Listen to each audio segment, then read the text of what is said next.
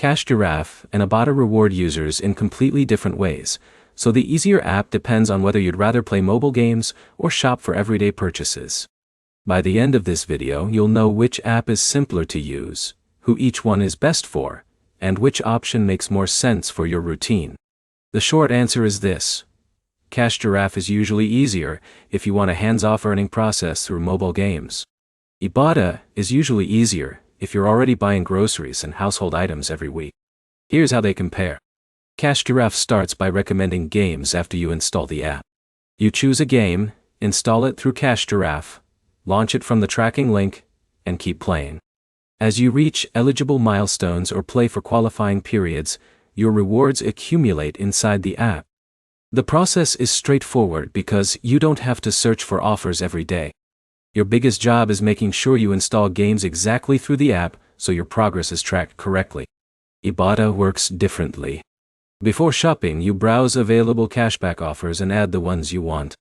Then you shop at participating retailers, submit your receipt, or link an eligible retailer account when supported, and wait for the purchase to be verified before cashback is added. That creates a few extra steps, but they're easy once you get into the habit. Now let's talk about everyday use. Giraffe requires time because you're earning while playing games. If you already spend free time on mobile games, the app fits naturally into your routine. If you rarely play games, it can start feeling like work instead of entertainment. Ibotta requires planning instead of playtime.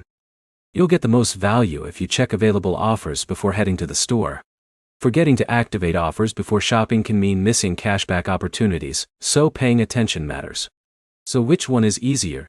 Choose Giraffe if you want an app that mainly asks you to install games correctly and keep playing.